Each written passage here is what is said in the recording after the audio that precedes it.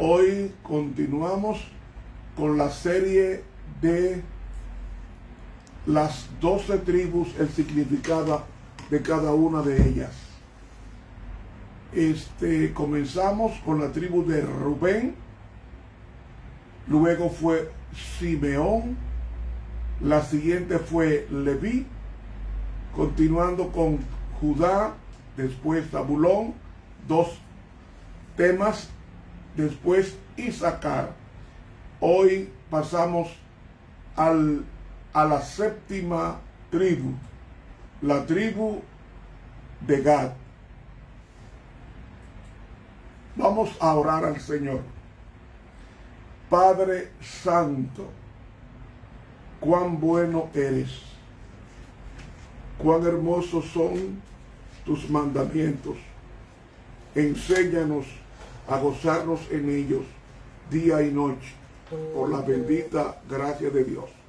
Oración que presentamos en el bendito nombre de Jesús. Amén. Séptima tribu de las 12, la tribu de Gad.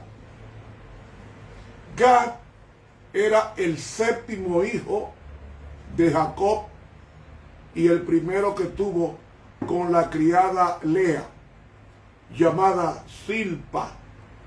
Leemos en Génesis el capítulo 30 y los versículos 10 y 11 lo siguiente. Y Silpa, sierva de Lea, dio a luz un hijo a Jacob, y dijo y vino la ventura, y llamó su nombre Gad. Comenzamos con esto. ¿Qué significa el nombre de la tribu de Gad? El nombre de la tribu Gad significa buena suerte, significa fortuna. Como su nombre, fortuna. ¿Cuál es una de las características relevantes de la tribu de Gad? Gad era una tribu alegre,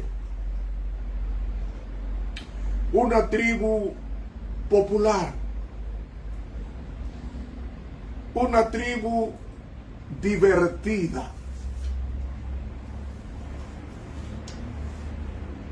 Pero también Gad era una tribu de extrema despreocupación. No se mataba por nada, como dice en mi país. No se mataba por nada ni por nadie. Entonces, como vemos que Gad, según su significado nominal, es buena suerte, es ventura, es popular, es alegre, es divertida, es fortuna, es buena suerte. Cuando su padre Jacob reunió a sus hijos para darles las bendiciones y al definir las características actuales y futuras, él dijo cómo sería el carácter de Gad. Gad sería presionado por fuerzas hostiles, pero que éstas acometerían al fin. Leemos en el libro de Génesis el capítulo 49 y el versículo 19 lo siguiente: Gad, ejército lo acometerá, es decir, lo atacará, mas él acometerá al fin. Una mejor traducción sería de este texto en el hebreo es: una fuerza atacante lo atacará, pero él atacará el talón.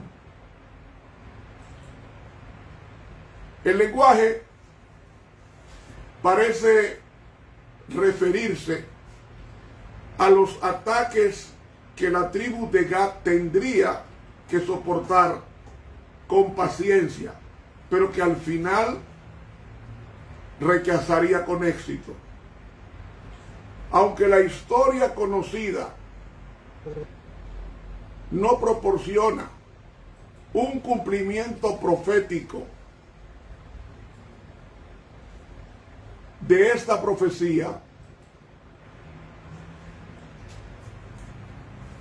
el relato que encontramos en Primera de Crónicas 5 del 18 al 22 muestra que esta tribu tendría una característica relevante.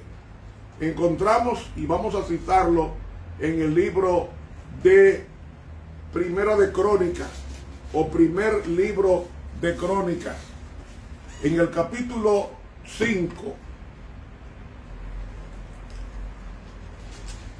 y los versículos 18 al 22 nos dice: los hijos de Reubén y de Gad y la media tribu de Manasés, aunque hombres valientes, hombres que traían escudo y espada, que entesaban arco y diestros en guerra, eran 44,760 que salían a la batalla, y tuvieron guerra contra los agarenos, que era un pueblo arameo.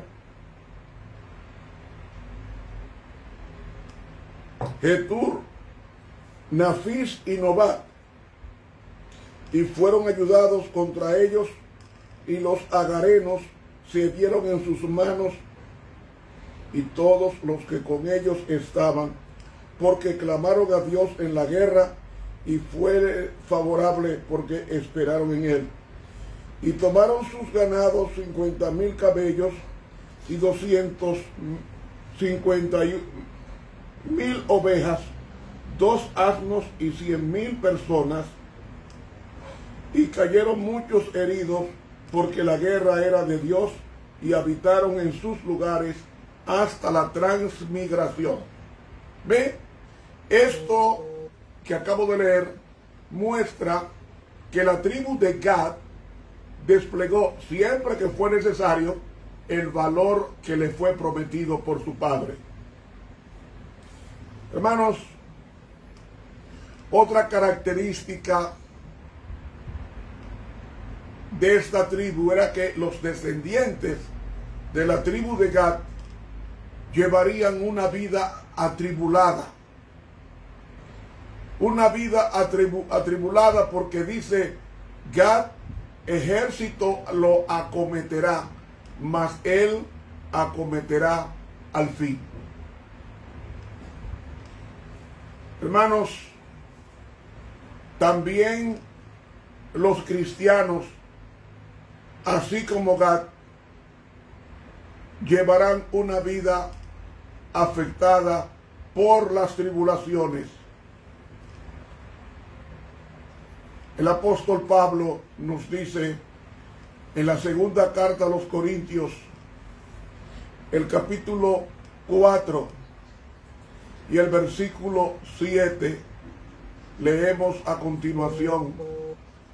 1 Corintios 4, 17, porque esta leve tribulación momentánea produce en nosotros un cada vez más excelente y eterno peso de gloria,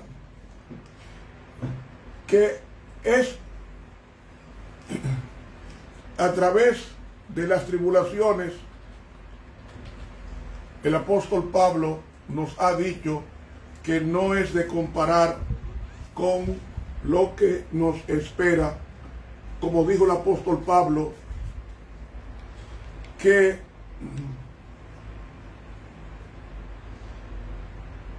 en el versículo, en el libro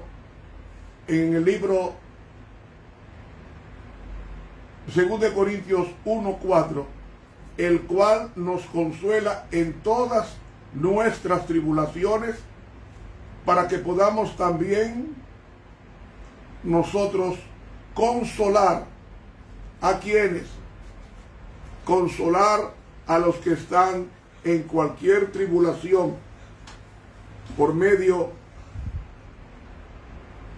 como dice, por medio de la consolación con que nosotros somos consolados en Dios. El cristiano ha de pasar por serias tribulaciones como Gad, tribulaciones que harán de nosotros el camino de saber que a través de muchas tribulaciones es que entraremos al reino de Dios. Eso es que el apóstol Pablo nos dice, es a través de muchas tribulaciones que nosotros entraremos al reino de Dios. Y es bueno que sepamos que el cristiano debe tener en cuenta, porque dice Efesios 3:13, por lo cual pido que no desmayéis a causa de mis tribulaciones por vosotros, las cuales sean vuestra gloria. Además, nos dice en Hebreos 10:33, por una parte ciertamente con vituperios y tribulaciones fuisteis hechos espectáculo, y por otra llegasteis a ser compañeros de los que estaban en una situación semejante. Hebreos 10:33. Hermanos, ¿qué nos dice el apóstol Pablo en Romanos 5:3? Si no solo esto, sino también nos gloriamos en las tribulaciones, sabiendo que la tribulación produce paciencia. Y el apóstol Pablo en el libro de los Hechos, el apóstol Pablo en el libro de los Hechos, el capítulo 14, nos dice textualmente lo siguiente. Citamos en el libro de los Hechos 10:22, dice el apóstol Pablo, confirmando los ánimos de los discípulos, exhortándoles a que permaneciesen en la fe, diciéndoles, es necesario que a través de muchas tribulaciones entremos en el reino de Dios. El cristiano atribulado, el cristiano con problemas, el cristiano que realmente ve, el cristiano que percibe las garras o la persecución, sea esta moral o física, leemos que el cristiano ha de pasar por tremendos problemas, porque es menester que nosotros pasemos por muchas tribulaciones, como nos dice el libro de los Hechos, el capítulo 22. Es menester que pasemos por muchas tribulaciones. Es necesario que pasemos por muchas tribulaciones para que podamos entrar, para que podamos saber, para que podamos constatar que las tribulaciones, los problemas nos enseñan que el reino de Dios necesita fuego, necesita purificación, necesita lo que hemos conocido, necesita que el fuego de la tribulación prepare a la iglesia, quitándole las aristas que dificultan la entrada al reino de los cielos. Los cristianos atribulados, los cristianos perseguidos, son aquellos que realmente Dios los tiene en cuenta para un premio mayor. Leemos en el libro El Discurso Maestro de Jesucristo, página 15. Oiga lo que dice la pluma inspirada. Las pruebas de la vida son los instrumentos de Dios para eliminar de nuestro carácter toda impureza y tosquedad. ¿Ven? ¿Para qué son las tribulaciones? Son los instrumentos para pulirnos. Sigue diciendo, escuchen bien, mientras nos labran, escuadran, cincelan, pulen y brullen, el proceso resulta penoso y es duro ser oprimido contra la muela del esmeril. Pero la piedra sale preparada para ocupar su lugar en el templo celestial. Es decir, Dios tiene que pulirnos para poder entrar como cantera pulida al templo celestial que le está edificando, el cual es su iglesia. La iglesia del Dios vivo. ¿Cómo una iglesia del Dios vivo? Una iglesia ambulatoria que sirve a un Dios de vivo, no un Dios de muerto. Y concluye, dice ella, el Señor no ejecuta trabajo, oiga bien, el Señor no ejecuta trabajo tan consumado y cuidadoso en material inútil. ¿Usted oyó? El Señor no pierde su tiempo en una piedra que no sirva. Repito, el Señor no ejecuta trabajo tan consumado y cuidadoso en material inútil.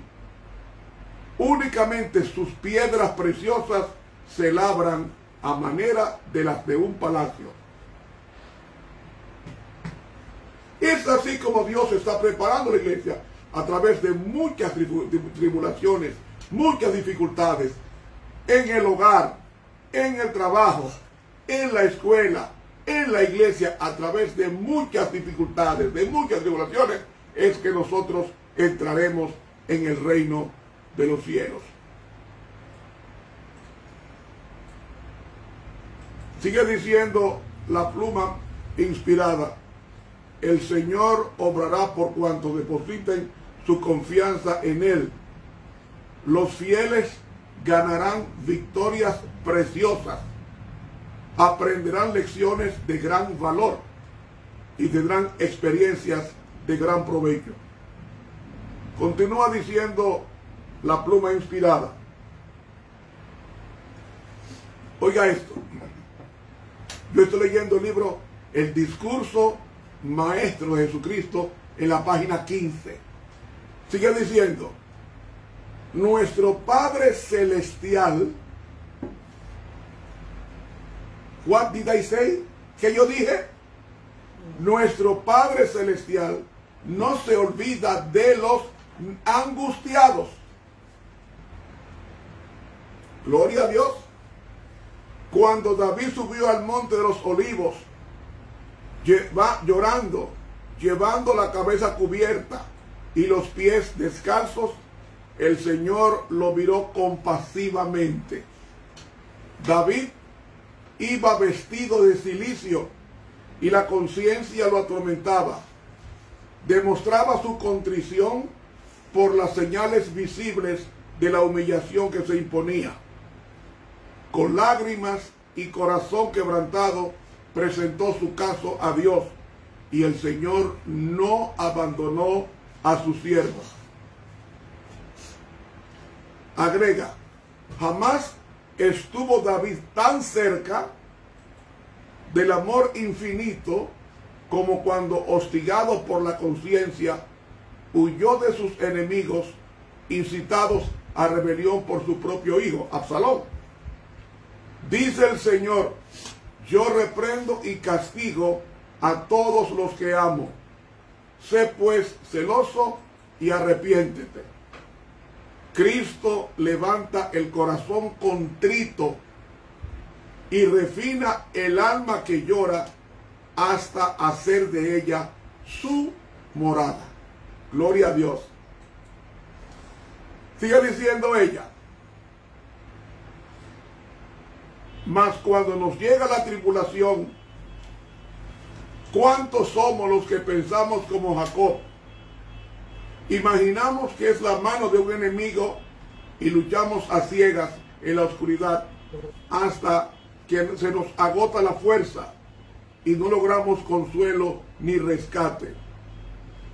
El toque divino al rayar el alba fue lo que reveló a Jacob con quien estaba luchando, con el ángel del pacto que es Cristo. Lloroso e impotente, se refugió en el seno del amor infinito para recibir la bendición que su alma anhelaba. Ahora dice ella, nosotros también necesitamos aprender que las pruebas, o sea, las dificultades, los problemas que no nos buscamos, porque las pruebas son aquellas cosas que no nos buscamos, nosotros también necesitamos aprender que las pruebas implican beneficios y que no debemos menospreciar el castigo del Señor ni desmayar cuando Él nos reprende, porque su reprensión es para pulir el carácter.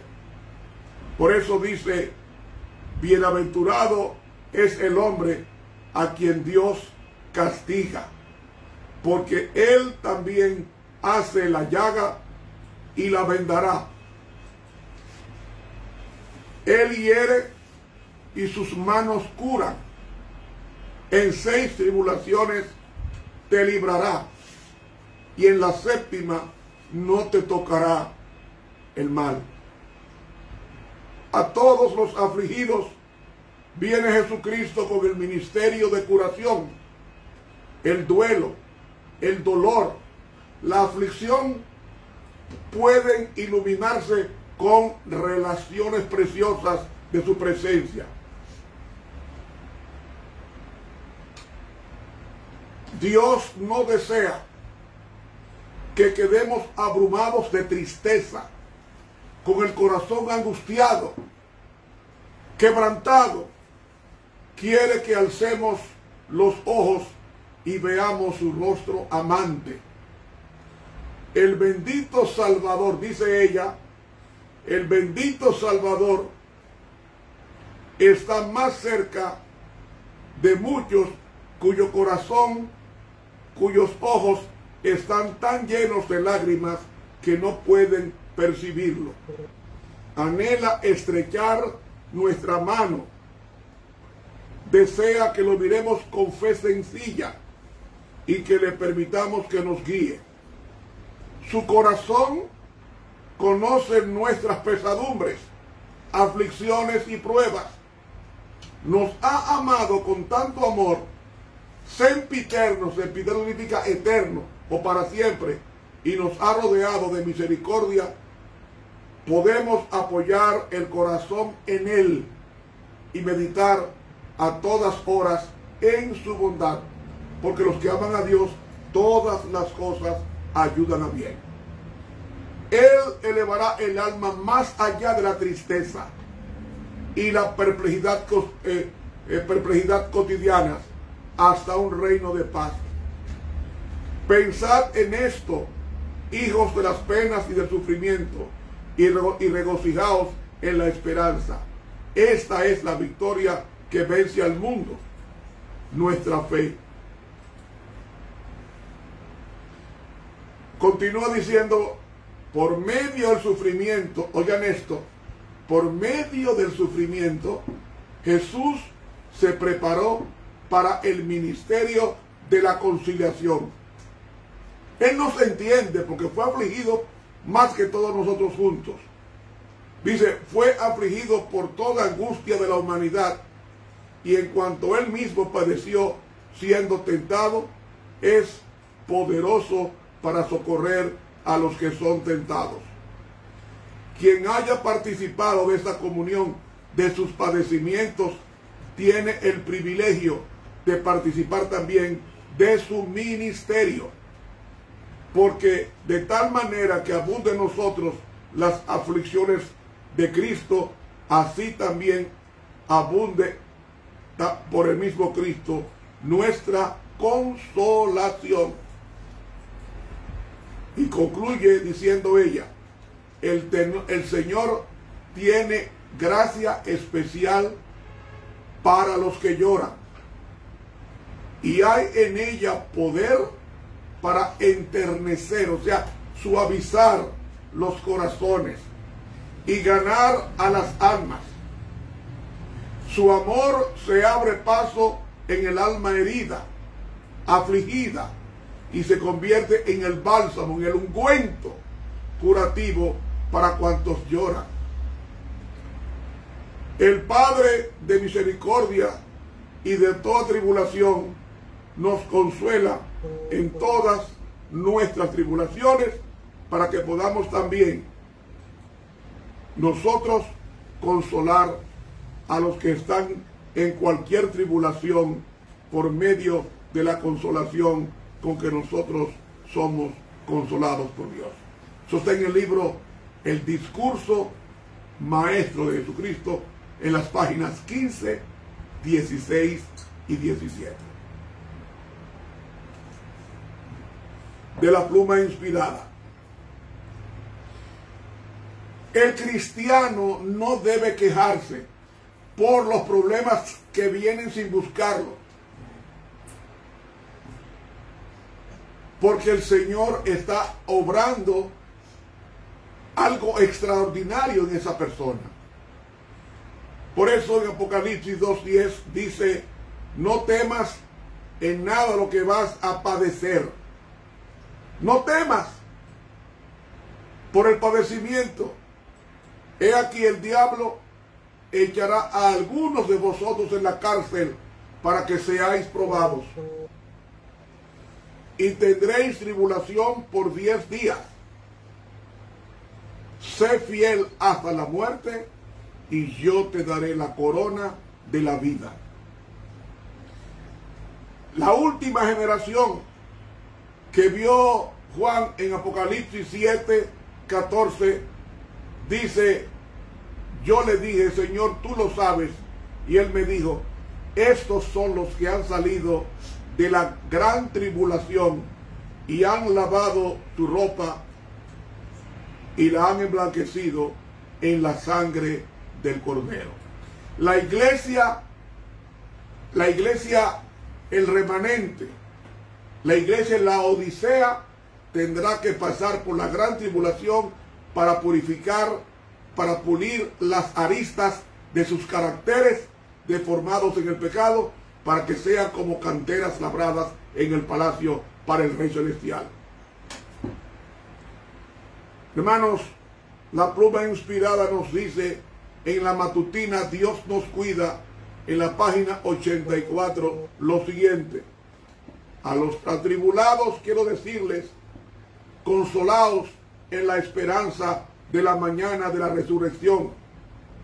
Las aguas que habéis bebido son tan amargas a vuestro paladar como eran las aguas de Mara para los hijos de Israel cuando viajaban por el desierto.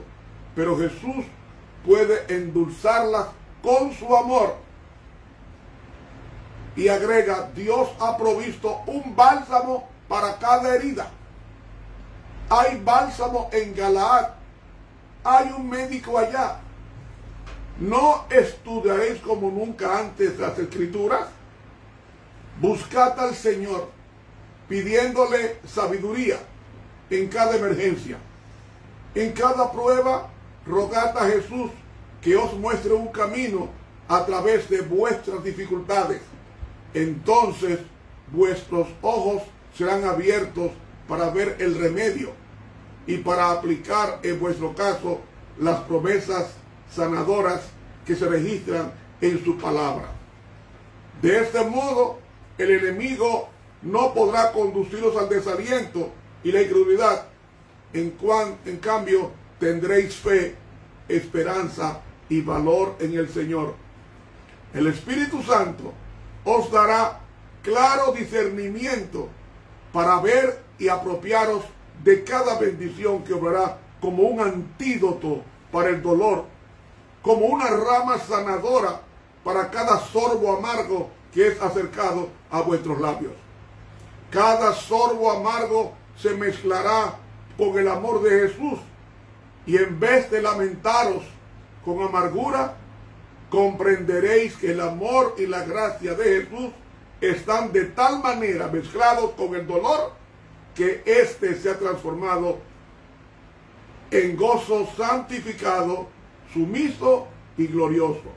Y termina diciendo: cuando nos vemos obligados a beber de las aguas amargas, apartémonos de lo amargo y contemplemos lo precioso y brillante. He leído de la matutina Dios nos cuida, página 84 de la Pluma Inspirada. No hay que estar tristes frente a la tribulación. Dice, gozosos en la esperanza. En Romanos capítulo 12 dice el apóstol Pablo, hay que estar gozosos en la esperanza, sufridos en la tribulación y constantes en la oración. Otra cita: alza tus ojos, matutina, página 148. Esta es corta, dice así: escuche, el Señor no abandona a sus ovejas heridas y magulladas al poder de Satanás para que las despedace. Él no abandona a sus ovejas. Está siempre fortaleciendo a los que son suyos cuando están débiles. Libera a los atribulados y tentados del poder del enemigo. El Señor Jesús, ¿cómo leí yo? El Señor Jesús nunca abandona al alma que pone su confianza en Él. Grábese esto, Y los que pretenden ser hijos e hijas de Dios deben confiar siempre en Jesús. Hacerlo de otra manera es negar que nos ama. Y al andar deprimidos, apesadumbrados y lamentándonos, representamos muy mal a Cristo. Decimos virtualmente que nuestro Señor es un amo duro y tiránico. Cuando comenzamos a quejarnos por las tribulaciones, con eso estamos diciendo que nuestro Dios es un tirano.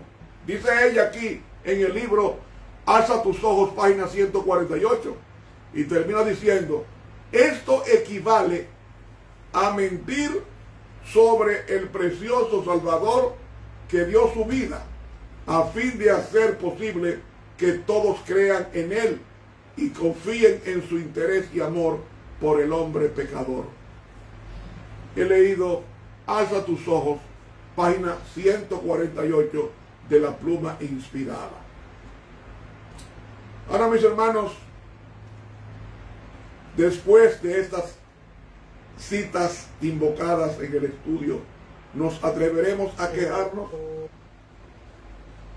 Una queja en esa situación representa un desdecir de cuán bueno es nuestro Dios, y lo convertimos en un tirano, y al tiranizar a Dios saldremos maldiciendo y a desazón con la voluntad de Dios. Pero hay algo importante en esta tribu. No solamente pasaría por grandes tribulaciones. Moisés, el legislador, comparó esta tribu con un león. Oiga cómo dice. Deuteronomio 33:20. Agag dijo: bendito el que hizo ensanchar a Gad. Como león reposa que confiado, y arrebata brazo y testa. Hermanos, estos son descritos, los de Gad, como leones por su valentía, por su rapidez, comparada con las gacelas. Comparaciones que prueban que la tribu de Gad era una tribu valiente, es decir, virtud. Como nos dice Primera de Crónicas, el capítulo 12, comenzando en el versículo 8, nos dice: también de los de Gad huyeron y fueron a David al lugar fuerte en el desierto. ¿Quiénes? Los de Gad. Y entonces define cómo eran los hombres de Gad. Hombres de guerra, muy valientes para pelear. No tenía miedo. Diestros con escudo y pavés. El pavés es un escudo pequeño. Sus rostros eran como rostros de leones, bravíos, y eran ligeros como las gacelas sobre las montañas. Sabían asestar el golpe y moverse sin que fuera herido. Y entonces enumera a estos hombres de guerra muy valientes para pelear. Ezer el primero, Obadías el segundo, Eliab el tercero, Mismana el cuarto, Jeremías el quinto, Atai el sexto, Eliezer el séptimo, Johanán el octavo, Elzabat el noveno, Jeremías el décimo y Macbanai el undécimo. Y él dice: estos fueron capitanes del ejército de los hijos de Gad.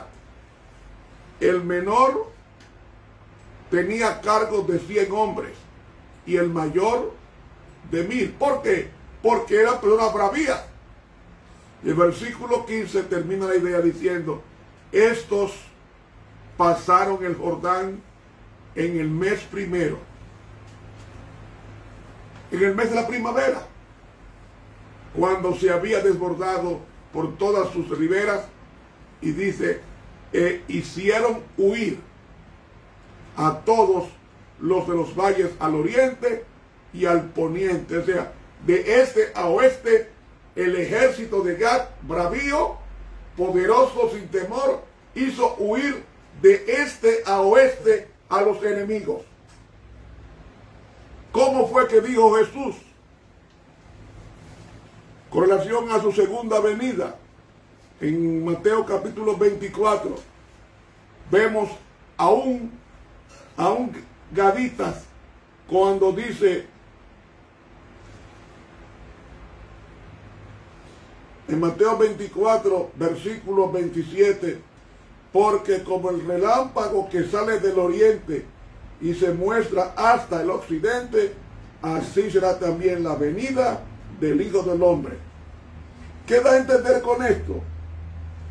Da a entender con esto que Cristo va a vencer del este al oeste, así como los gaditas vencieron a todos los que estaban en los valles y los hicieron huir, porque era bravo, como dice con relación a Jesús, poderoso en batalla.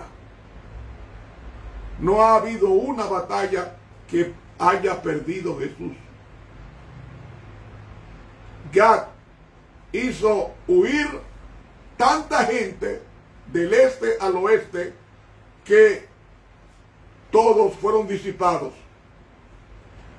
El texto que acabo de leer de Crónicas nos dice que los de Gad o los gaditas eran leones de furiosos y rápidos como gacelas, comparaciones que prueban que era muy valiente esa tribu. Hermanos, dijo Séneca, aquel que es valiente es libre. Valiente no es la persona que no siente miedo, sino aquel que a pesar de sentirlo, sigue adelante.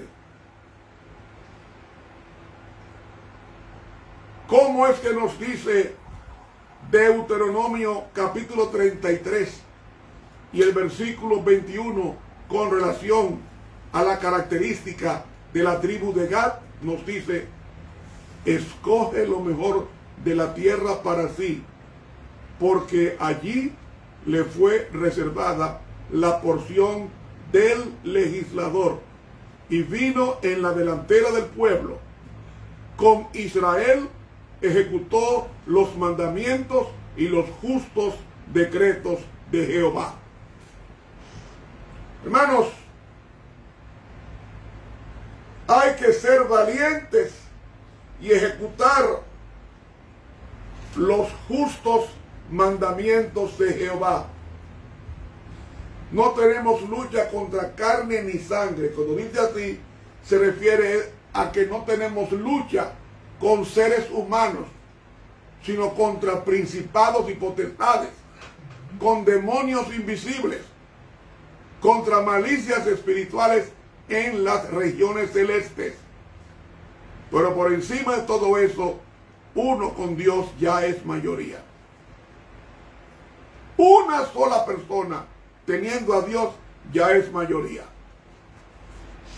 ¿Recuerdan ustedes cuando los sirios rodearon al profeta Eliseo para apresarle? Mandó todo un ejército, y cuando fueron a apresarlo, el siervo Giezi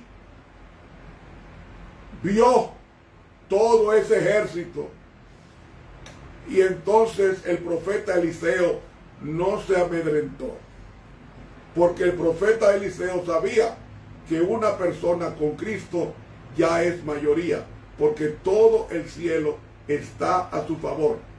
¿Y qué fue lo que hizo el profeta Eliseo? Hizo una petición y le dijo al Señor: abre los ojos a mi siervo para que vea que más son los que están con nosotros que los que están con ellos.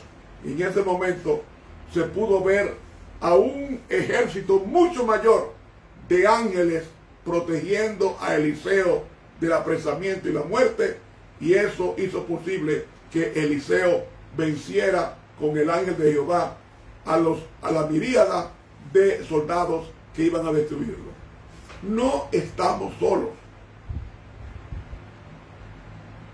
¿Cómo es que dice el himno?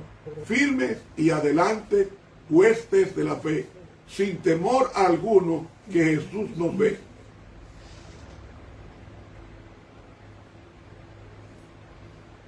Hermanos, no estamos solos. No estamos solos. No nos desesperemos. Encomienda a Jehová tu camino. Espera en Él, y Él hará. La pluma inspirada nos dice en el libro Mensajes Selectos, en el tomo 2 y en la página 190, lo siguiente. Escuche: Dios lo ha elegido o la ha elegido, no importa el género. Dios lo ha elegido para que realice una obra grandiosa y solemne. Ha estado procurando disciplinarlo y probarlo para refinarlo y ennoblecerlo. ¿Cómo fue que leí? Que Dios nos está disciplinando y nos está probando, nos está refinando y ennobleciendo. Esa es la preparación.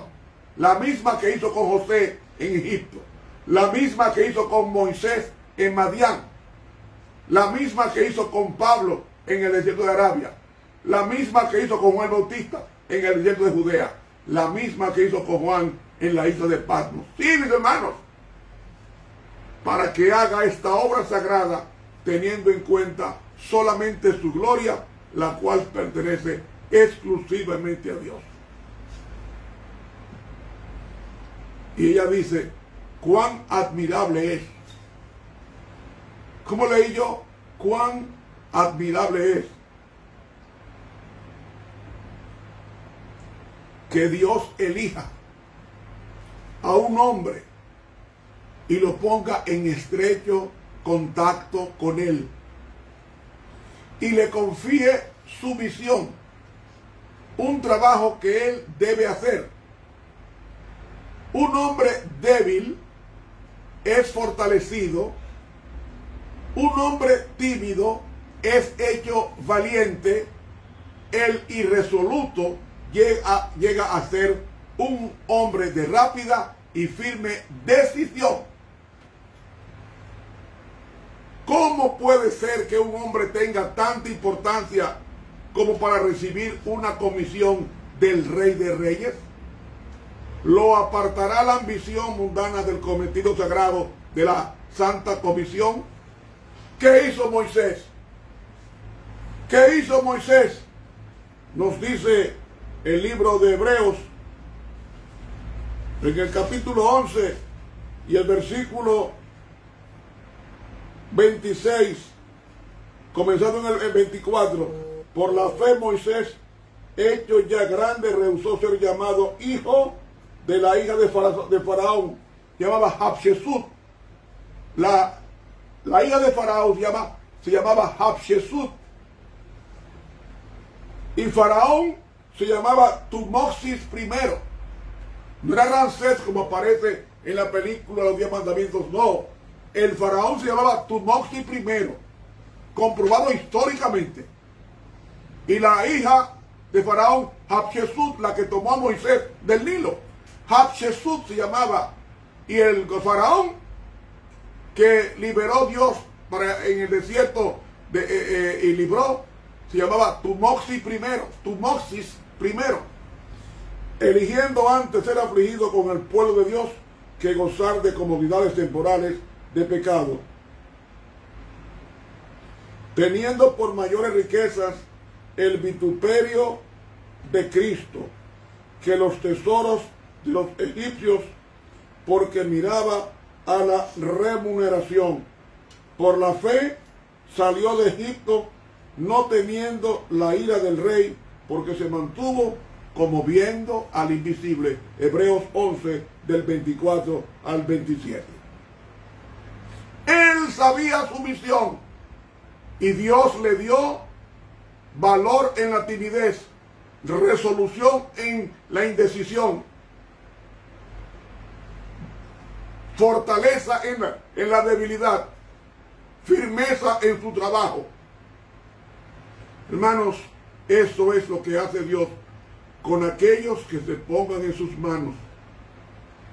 La última cita de la pluma inspirada, la que acabo de leer, está en el libro Mensajes Selectos, tomo 2, página 190. Y la última cita que invoco de la pluma inspirada está en la matutina Cada Día con Dios, en la página 100. Dice un párrafo así: el que está decidido a vencer tiene una lucha sin cuartel ante sí. Debe combatir virilmente la buena batalla de la fe. ¿Dónde es que se ganan las grandes batallas? es en la cámara de audiencia hablando con Dios. Y les soy honesto, no me vean a mí como ningún desechado, soy el más pecador.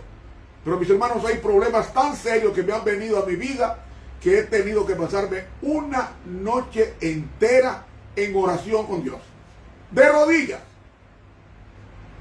Pero al otro día, cuando me levanto, ya está amaneciendo, que me levanto y salgo a hacer mi ejercicio, cuando llego en el día, ya el problema está resuelto.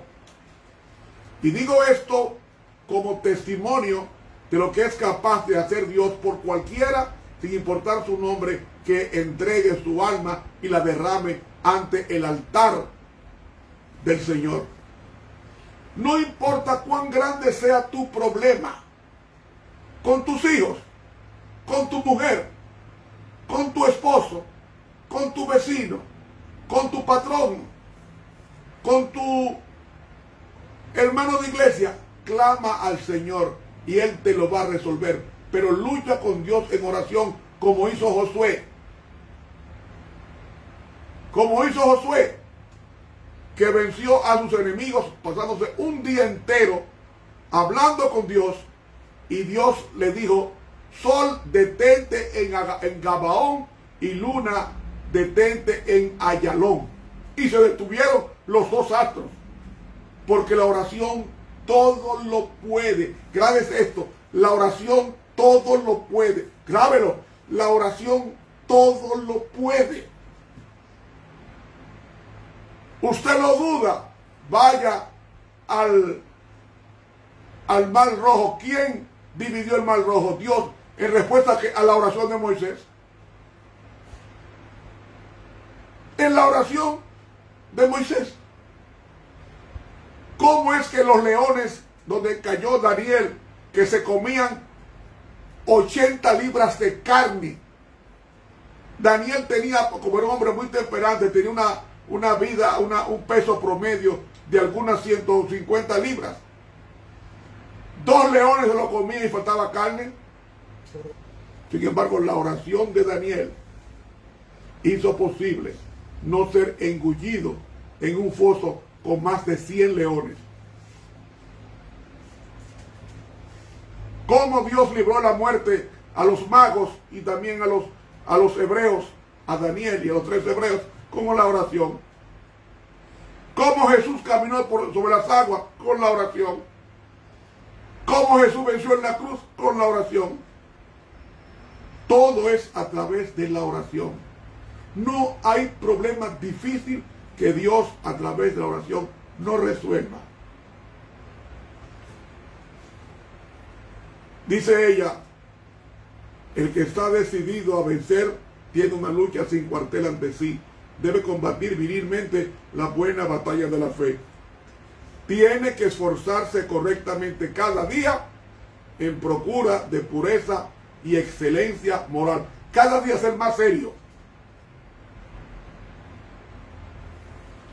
Eso lo requiere Dios para que pueda representar a Cristo.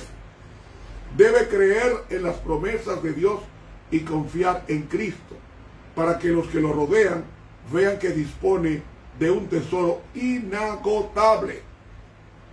Sus palabras deben ser correctas, su espíritu recto.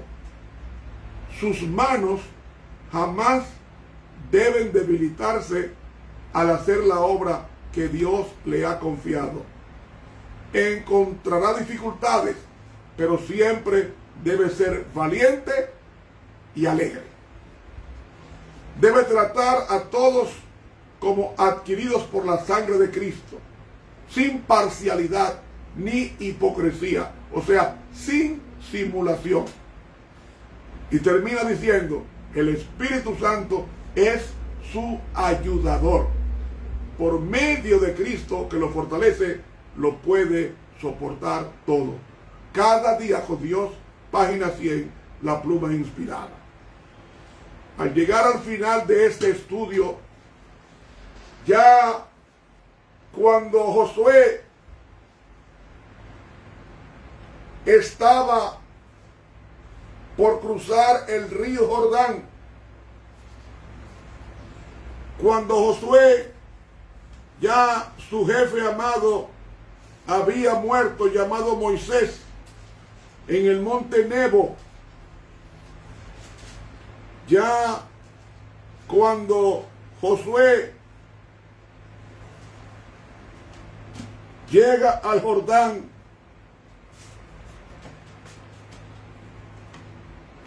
Dios le dijo: mi siervo Moisés es muerto. Levántate pues ahora y cruza este Jordán, tú y todo este pueblo, a la tierra que yo les doy a los hijos de Israel. Y entonces, ¿cómo fue que le dijo Dios a Josué, capítulo 1, versículos 6 al 9? Esfuérzate y sé valiente, porque tú repartirás a este pueblo por heredad la tierra de la cual juré a sus padres que la daría a ellos. Versículo 7. Solamente esfuérzate y sé muy valiente para cuidar de hacer conforme a toda la ley que mi siervo Moisés te mandó. No te apartes de ella ni a la diestra ni a la siniestra, para que seas prosperado en todas las cosas que tú emprendas. Nunca se apartará de tu boca este libro de la ley, sino que de día y de noche meditarás en él, para que guardes y hagas conforme a todo lo que en él está escrito, porque entonces harás prosperar tu camino y todo te saldrá bien. Y concluye diciendo: mira que te mando que te esfuerces y que seas valiente. No temas ni desmayes, porque Jehová tu Dios estará contigo en donde quiera que vayas. Josué 1, del 6 al 9. No hay que temerle a los problemas. Dios está por encima de los problemas. No he visto justo desamparado, ni su descendencia que mendigue pan. El apóstol nos dice: por nada estéis afanosos o preocupados, sino que vuestras oraciones sean notorias ante Dios. Y la pluma inspirada en el libro Palabras de Vida del Gran Maestro, en el capítulo 18 nos dice: cada dificultad es una invitación a orar. Grábese esto: cada dificultad es una invitación a orar. ¿Cómo fue que yo recité? Cada dificultad es una invitación a orar. Grábese la memoria. Cada dificultad es una invitación a quejarse. No, una invitación a orar. Hable con Dios. Cuéntele su problema. Cuando tú seas purificado en el crisol de la tribulación, Dios te va a hacer como Gad. Como Gad. ¿Qué hizo Dios como Gad? Lo hizo como el león bravo y lo hizo diestro como la gacela. Y la tribu de Gad se convirtió en una tribu de valientes. Jesús dijo: el reino de los cielos. ¿Cómo es el reino de los cielos? El reino de los cielos. ¿Cómo es el reino de los cielos? Jesucristo nos dice cómo es el reino de los cielos en el cual tú y yo estamos participando. Jesús nos dijo: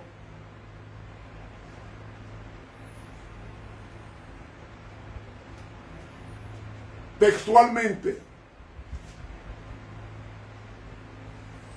en Mateo 13:11, porque a vosotros os es dado saber los misterios del reino de Dios. Arrepentíos, porque el reino de los cielos se ha acercado. Hermanos, ¿quién es el mayor en el reino de los cielos? Aquel que se torna como niños. Ese es el mayor en el reino de los cielos. Hay que luchar por permanecer, por estar en el reino de los cielos. Hermanos, el reino de los cielos es para los valientes. Los valientes arrebatan el reino. Los valientes arrebatan el reino. Dice Mateo 11:12, lo voy a leer en la versión del griego bíblico para concluir. Mateo capítulo 11 y el versículo 12 nos dice el Señor Jesús: desde los días de Juan el Bautista hasta ahora, el reino de los cielos se hace fuerza y los valientes lo arrebatan.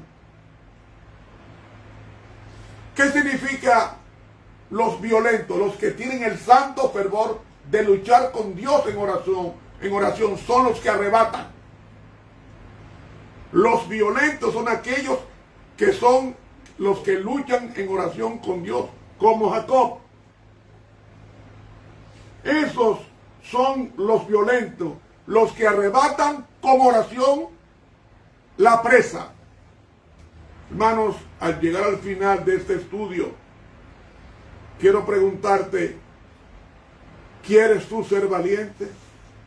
Deja que Dios te pula hasta hacerte bravo como el león y diestro como la gacela, para que de ahí esos valientes, como dice Mateo 11:22, que desde los días de Juan el Bautista hasta ahora el reino de los cielos se hace fuerza y los valientes lo arrebatan. ¿Cómo lo arrebatan? A través de la oración. Que tú y yo seamos valientes luchando con Dios en oración, para que seamos como la tribu de Gad. Que Dios nos bendiga. Oremos. Padre amado, ayúdanos en este día a presentarte a ti nuestras cuitas, perplejidades, problemas, dificultades, tristezas, al Dios que da fuerza a sus hijos a seguir adelante. Ayúdanos a no quejarnos por nada malo que nos venga sin buscarlo, y que confiemos plenamente en que Dios está puliendo nuestros caracteres para hacernos como canteras del cielo, del reino celestial. Danos en esta noche el valor de Josué, de Caleb y de otros tantos, para que seamos más que vencedores a través de los méritos sacrosantos de Cristo Jesús. Que no le temamos a nada, sino que confiemos en que en Dios hay poder para sanar y salvar. Oración que te presentamos en el bendito y glorioso nombre de Cristo Jesús. Amén. Amén. Muchas gracias, mis hermanos. Muchas gracias. Hemos terminado por hoy. Mañana, viernes, continuamos con la próxima tribu, que tiene que ver con las características de los hijos de Israel.